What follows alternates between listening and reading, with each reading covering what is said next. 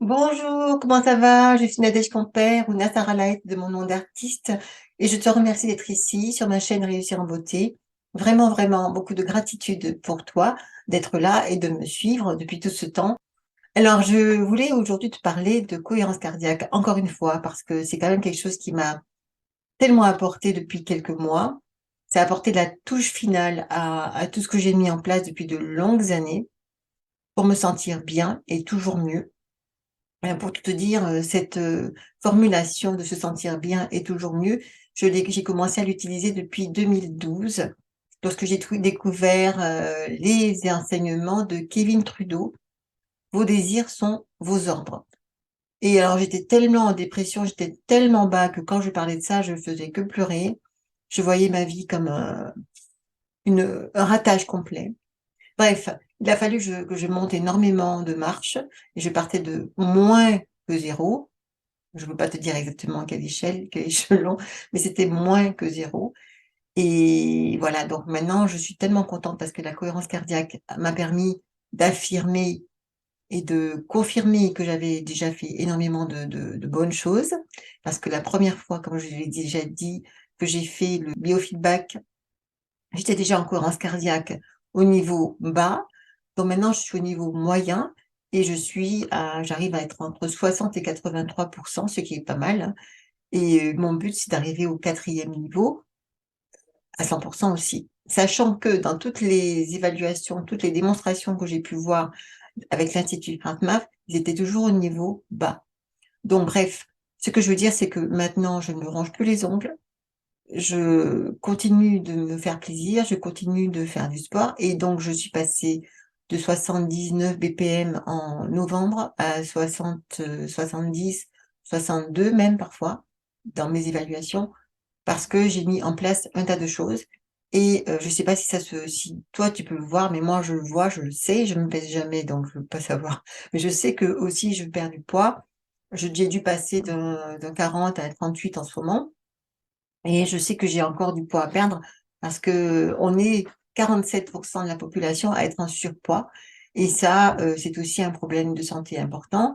J'ai pu faire un tas de recherches depuis que je m'intéresse à ce sujet et lorsque je regarde autour de moi et même, bien sûr, moi dans le miroir, je vois évidemment que je suis en surpoids et que la majorité, la moitié de la population française, en tout cas, est aussi en surpoids. Et ça paraît normal, évidemment, mais quand on connaît les conséquences sur le corps, sur le cœur, sur la santé, avec tout ce qu'il peut y avoir comme accident, cholestérol, enfin, hypertension, tout ce qui va avec le surpoids. J'ai fait un article en 2 parties sur mon blog qui s'appelle «La cohérence cardiaque» et enfin, je sais plus le titre. En fait, si tu vas sur mon blog nadègecompère.com et sur blog, ils sont, en première page. On peut voir les 2 articles qui donnent, la première partie donne les chiffres et la deuxième, un début de solution pour expliquer comment la cohérence cardiaque nous aide à, retrouver un poids normal, un poids de santé et de forme. Alors parce que moi, je me focalise absolument pas sur le physique en premier lieu. Bon, évidemment, on aime bien, hein, passer du 40 au 38 et cetera parce que voilà, je sais pas ce que tu en penses. Moi, je suis pas du tout grossophobe. Par contre, je ne j'aime être en bonne santé, j'aime être en forme, j'aime pouvoir monter les escaliers, à toute vitesse, j'aime pouvoir arriver en haut des escaliers sans être essoufflée et cetera et donc c'est ce qui m'importe, pouvoir danser comme je veux et cetera. Pouvoir m'habiller comme je veux aussi, c'est ça qui m'importe. Après, tout ce qui peut être esthétique, ce ne sont que des bonus et et finalement, ça va avec la santé aussi, hein. Maintenant, on le sait, il y a moins de personnes qui meurent d'être trop maigres que de personnes qui meurent d'être trop grosses, pardon.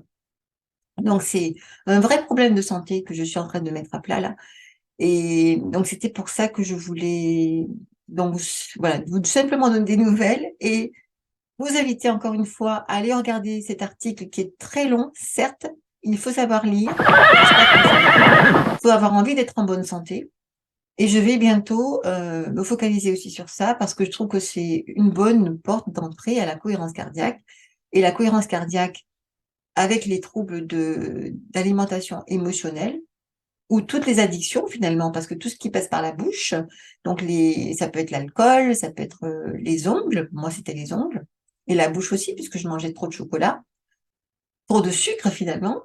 Il y a aussi les gens qui fument évidemment, enfin tout ce qui peut être trouble addictif. Il y a des gens aussi qui aiment manger, qui pensent que manger c'est normal, qui remplissent leur assiette énormément, mais finalement après ils se rendent compte qu'ils ont grossi. La première cause de prise de poids, c'est le manque d'équilibre entre ce qu'on mange et ce qu'on dépense en énergie. Donc si on prend trop d'énergie, c'est normal aussi, il va y avoir un surplus de provisions dans le corps, sur le corps. Et donc, c'est la première définition du surpoids. Après, pourquoi on mange trop? Pourquoi on a besoin de se remplir le ventre? Pourquoi? Ça, c'est là la question qu'il faut se poser. Et aussi pourquoi on se met en danger simplement parce qu'on pense que c'est normal. C'est ça la question que je suis en train de poser. Et je voulais quand même, et moi, je partagerai tout ça avec les personnes qui seront intéressées, parce que je ne me rendais pas compte, moi, que j'étais en surpoids, déjà, parce que quand on est dans son monde, on se rend pas compte de certaines choses. Et mon fils n'arrêtait pas de me dire que j'avais des grosses cuisses, que j'avais ceci, et je ne m'en rendais pas compte parce que j'étais trop empêtrée dans mes problèmes. Et c'est pour ça que la cohérence cardiaque va nous aider, parce que d'abord, on va se mettre en cohérence cardiaque, et à ce moment-là, on va pouvoir ressentir les choses, on va pouvoir les ressentir, on va pouvoir en prendre conscience. Une fois qu'on en a pris conscience, on va pouvoir gérer les troubles émotionnels qui sont à la base de ces problèmes. Et après, on va prendre des comportements qui sont plus adaptés à nos désirs, à nos besoins, à nos objectifs. Et ce sera toujours plus facile parce que justement, on sera en cohérence cardiaque.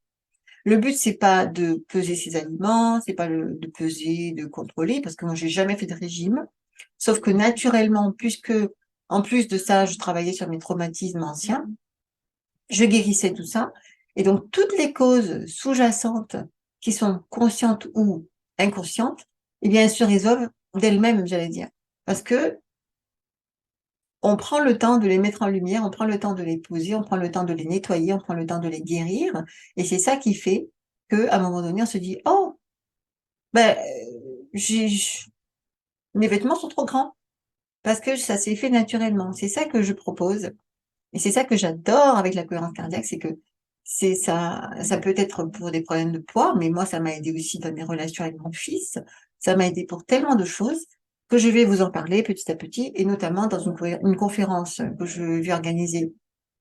Pour l'instant, je pense à du présentiel seulement, mais c'est possible aussi pour atteindre beaucoup plus de personnes que j'organise ça en ligne, parce que j'ai reçu toutes les autorisations nécessaires de l'Institut HeartMath pour partager quelques données scientifiques.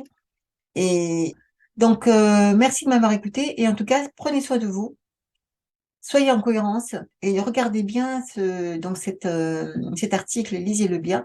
Donc, quand je parle de poids, finalement, je parle de cohérence cardiaque de toute façon parce que nous sommes 47% à être en surpoids. Donc, ça ne peut pas ne pas vous concerner à un certain moment parce que ça concerne tous les troubles anxieux, dépressifs, voilà, tout ce qui est anxiété, angoisse, peur, addiction.